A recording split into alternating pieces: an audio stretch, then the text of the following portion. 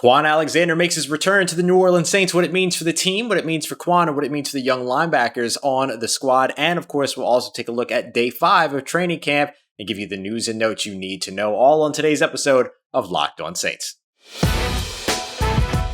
It's the Locked On Podcast Network, your team every day. You are Locked On Saints, your daily New Orleans Saints podcast. Part of the Locked On Podcast Network, your team every day.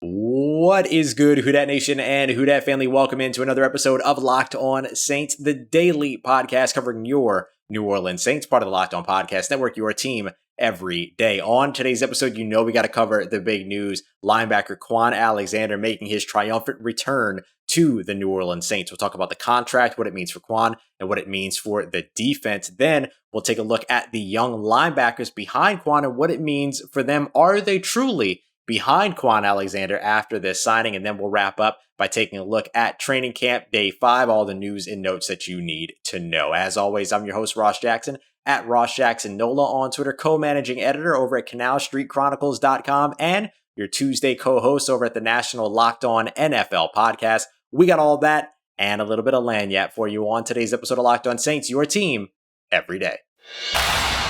All right, family, getting started with today's episode with the biggest news, of course. Kwon Alexander, the former New Orleans Saints linebacker, now returning and getting his way back to the Big Easy. Let's talk a little bit about how this all came about. Of course, the New Orleans Saints traded for Kwon Alexander in the middle of last season before the 2020 trade deadline. They sent a 5th round pick as well as Kiko Alonso, and it was more than worth it for the outstanding 7 games that they got from Kwon Alexander, who then had 50 plus tackles during that time, several tackles for a loss, made some great plays in the backfield, in the flats and pass coverage, helped to drop or at least when targeted, just over 60%. I think it was 60.9% completion percentage, 88.1 passer rating when targeted. Dropped passer ratings in the short and intermediate middle area of the field, as well as the weak side, wherever that was and wherever he was lined up. And then you also saw completion percentages drop there as well. So just did an outstanding job with this team. And of course, had his season cut short, unfortunately, by an Achilles injury on December 20th. I stress that because here we are today on August 3rd, if you're watching in the evening, August 4th, if you're watching on Wednesday, less than 8 months since the Achilles tear. And now here he is re-signing with a team. And, Nick Underhill tweeted, you've seen it from a lot of other folks, that only positive things are being said about his health so far. Of course, we'll have to wait and see it on the field. And there's no telling yet about how soon and how quickly he'll hit the field. I'm hoping that we'll see him here within the next couple of days at training camp here at the practice facility, or I guess they're at the practice facility. It's up the road. But it would be a really, really great opportunity to be able to see him right away, get there with the team, get through physical, all these other things. Honestly, he's probably already through a physical since he already signed his new contract. And that contract is something that we should talk about because remember, the Saints ended up releasing him, which we knew was going to be the case. He always felt like he was going to be that half a year rental because he had a $13+ million salary cap hit going into 2021. So the Saints saved $13 million by letting him go. Now they sign him on a 1-year deal that, according to Adam Schefter, is worth up to $3 million. And I stress that because usually that vocabulary, up to $3 million, means that it is a deal that has a lot of incentives, or at least has some incentives that are present. So we don't know. This could be a veteran minimum contract that has a bunch of playing time incentives, maybe stat incentives, production incentives, things like that, that could get up to $3 million. But in terms of what the Saints are on the hook for right now, then it could be extremely cheap at the outset of this contract in terms of what its minimum value could be. So this could be a very smart contract. At the time that I'm recording this, we don't know what the floor of the contract is yet. We just know the ceiling up to $3 million. So the Saints effectively getting Kwon Alexander back, hopefully getting a Kwon Alexander that is familiar or looks familiar to the product that they had last year in those outstanding 7 games that he played with defense on a $10 million, at the least $10 million discount. in that case. So this is an outstanding move for New Orleans to get Kwon Alexander back and to get him back at this price. And you just kind of have to sit and wait and see now. Is he still the same Kwon Alexander that they had in those 7 games? How quickly is he going to be able to recover to play full strength with that Achilles injury? Now, we've seen great video clips of him in very controlled rehabilitation, very controlled circumstances. No having to weave his way in between players and bodies flying all over the place and having to work his way through unexpected cuts, dips, moves, everything like that. You don't see that just yet. So you'll see that once he gets to the practice facility, and we'll see how quickly he's able to get involved in practice. Certainly it'll take a little bit of time because he'll have health and safety procedures and protocols to go through as well. But overall, what does this do for the team? Well, it gives you back all the energy that you got with Kwon Alexander last year. It gives you back a player that made a humongous impact on your defensive unit, particularly that second level next to Demario Davis. It gives Demario Davis somebody that he just looked like he had an absolute blast playing next to last season. I think that's remarkably important because this team has taken a lot of shots, taken a lot of hits so far over the course of this offseason. Quarterback retiring, players suspended, players hurt and unavailable to open up the season, things like that. Now you get a little bit of good news for a guy who's apparently made a recovery so incredibly remarkable that here he is less than 8 months later 8 months removed from an Achilles tear, signing a new contract. So we'll see which Kwon the New Orleans Saints get, but certainly the Saints are very excited about this. Kwon Alexander's very excited about this. This happened on his birthday of all days as well. Happy birthday, Kwon. So this is really, really cool to see. And we'll see how this all pans out, not only for Kwon in the defense, but specifically for the linebackers that are behind him, maybe still even ahead of him.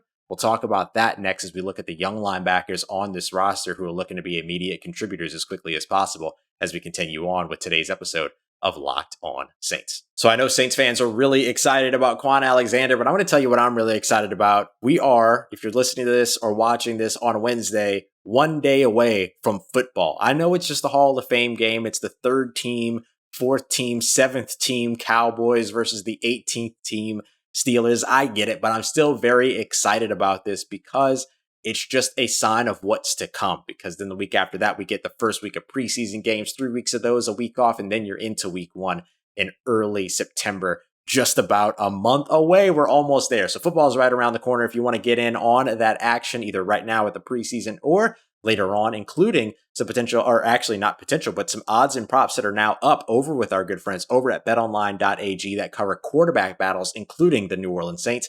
Right now, they have Jameis Winston favored at minus 250 above Taysom Hill at plus 175. So quite a bit of separation there. You can take a look at that. Who's going to start for the for the Colts with Carson Wentz injured? Who's going to start for the Denver Broncos? Who's going to start for the Chicago Bears? So much that you can get involved in, and that's just football. You can get everything else there as well. Go and check them out over at betonline.ag. Don't forget to use the promo code LOCKEDON so you can get a 50% welcome bonus with your very first deposit. That's a 50% welcome bonus with the promo code LOCKEDON over at betonline.ag. BetOnline, your online sportsbook experts.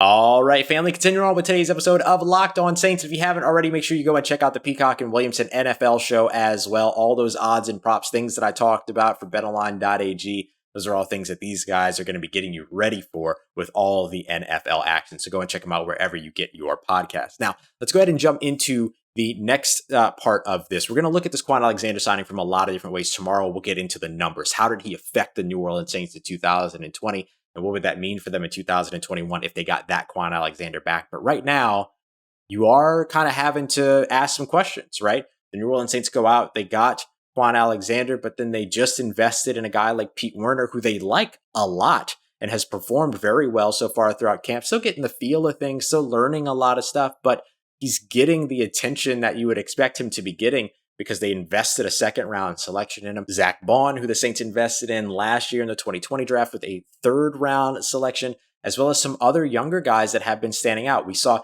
Caden Ellis as well as Pete Werner getting nickel snaps today at linebacker, or excuse me, on Tuesday. I'm recording this Tuesday because I want to make sure you get all this information as quickly as possible. But, you're seeing these young linebackers step up. Andrew Dowell he forced a fumble, had some nice plays in the run game. I mean, when I saw that Andrew Dowell was having a good day, I said, oh, in my mind, I was like, oh, the Kwon Alexander door is shut. Like, they're going to treat this linebacker position with this young talent that they have that's standing out, just like they treat the wide receiver position and be very comfortable about it. Now, some concerns came up about the wide receiver position today. We'll talk more about that in a moment. But I completely thought that the door was shut when it came to Kwon Alexander when I saw Andrew Dowell standing out. And then, of course, Kwon proved me wrong right away. The Saints proved me wrong right away, and they signed Kwon Alexander. So now the question is, how does this affect these young linebackers who, for all intents and purposes, were doing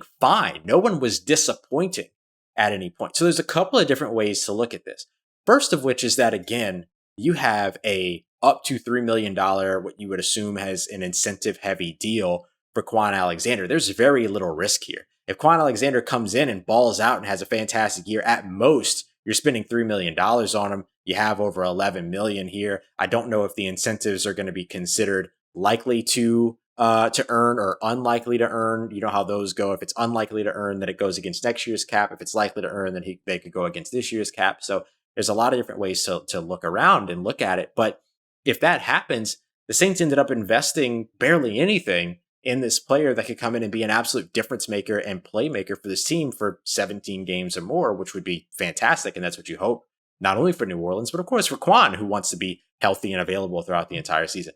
If it doesn't work out, then at least you brought in a veteran that's able to help push some of these young guys that, bring some cohesion back to your defense. It gets rid of one of those spaces that not only did you have to find somebody there, and not only did they find somebody to put there, but you put the same player that was there last year right back. The only difference, of course, is that Alex Anzalone is now in Detroit, but I think you're okay with the way that this pans out to where you got Kwon Alexander back. So not only do you fill that hole, but you fill it with something familiar. You fill it with somebody that is cohesive and that already knows the defense, that already knows everybody and has a fantastic relationship with your star player in Demario Davis. So if it works out, if it doesn't work out, then the Saints are still in a pretty good position. They either didn't invest a lot of money or they didn't invest any money if he doesn't pan out. For these young linebackers, however, if one of these young linebackers pushes Kwon to the point to where Kwon ends up not actually being, let's say that he's not fully recovered, he's not the same Kwon Alexander than he was for those 7 games, because an Achilles injury is very hard to come back from, particularly at the linebacker position where you have to do so much. You have to change direction, react. You have to move sideline to sideline, all these things.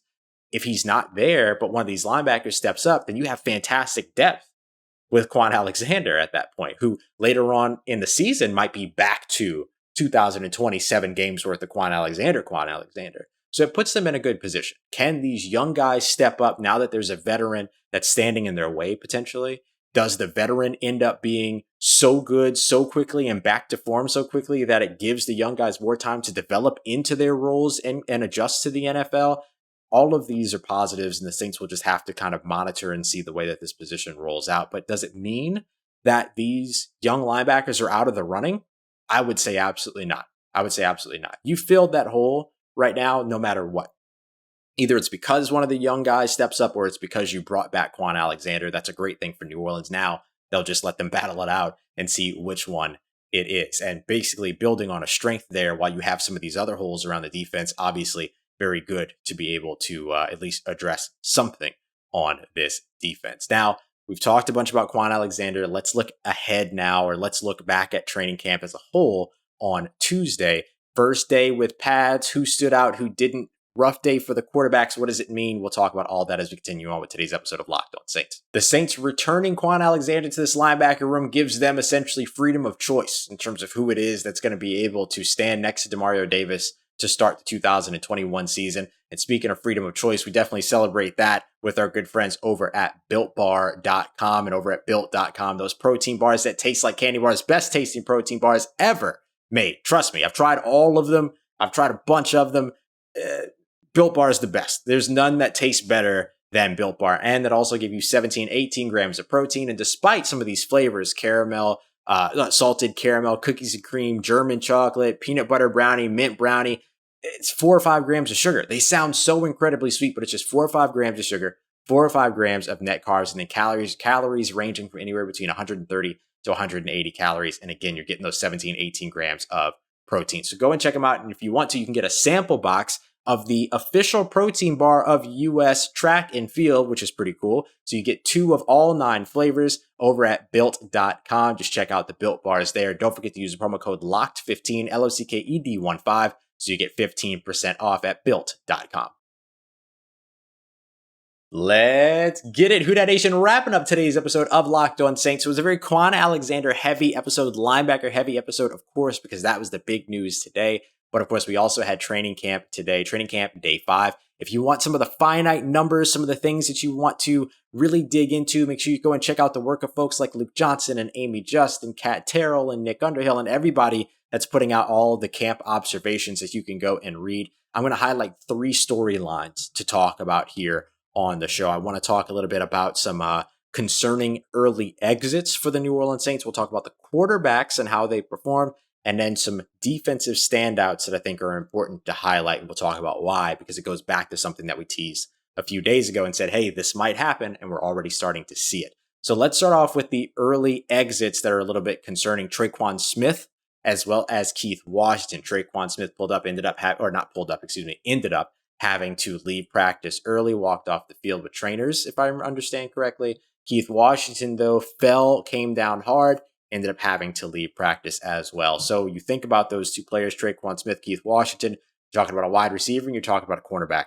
And that's really tough because those are 2 spaces where the New Orleans Saints are already thin. You don't expect to have Michael Thomas early on in the season. Very unlikely that you're going to have Deontay Harris to open up the season. Now you have an early exit from practice for Tre'Quan Smith, which we don't know the severity or lack of severity of. I want to highlight that. This is all very uncertain at the moment. We don't know. He could be back at practice tomorrow and just fine. But overall, it's nerve-wracking, right? It's disconcerting to see, because you want Tre'Quan Smith to have this big bounce back year, and this, not even bounce back year, but this big year to finally get to play the role that got him drafted in the first place and that he excels in on the outside. You don't want to see him miss any time getting ready for that. And of course, to help out the rest of this wide receiver core to start off that 2021 season. As for Keith Washington, he's one of those guys that's in the middle of the depth chart for you when it comes to cornerback. And the Saints have already lost so much in terms of defensive depth throughout the course of this offseason. You don't want to add to that list. So hopefully Keith Washington is okay as well. And of course, we'll keep you updated on their availability as camp continues on, just like we're watching these quarterbacks, Taysom Hill, Jameis Winston on Tuesday, training camp day 5.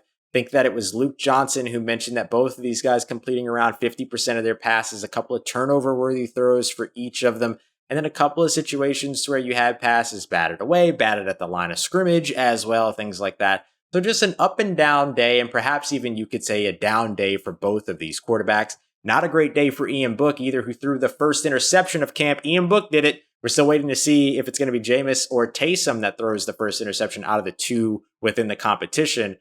And we talked about why that's important, because you get the opportunity to see them bounce back from adversity. But perhaps going into Wednesday's second day of padded practice, you'll get to see that anyway, because both of them having, I guess what you could call a bit of a negative day for both of them, considering that they've each had at least 3 apiece really good days. The first 3 days for Taysom were really good. The first 2 days for Jameis were great. And then he had his second day, the training camp day 4, his second day with the ones were outstanding. And then they both kind of struggled here in 5. And then you saw them each struggle on different days earlier than that. So, you know, with all of this, now you get the opportunity to see them come back on Wednesday, second day of padded practices, and get an opportunity to bounce back from adversity as opposed to letting Tuesday hang over their heads. So which one of them bounces back? This is where we could potentially start to see some separation between the 2 quarterbacks. And finally, to wrap us up, I want to talk about a couple of folks that stood out today, particularly over on the defensive side. Young guys, we'll talk about why that's important in a moment. That interception that Ian Book threw, that was to Zack Baun. Zack Baun getting the first takeaway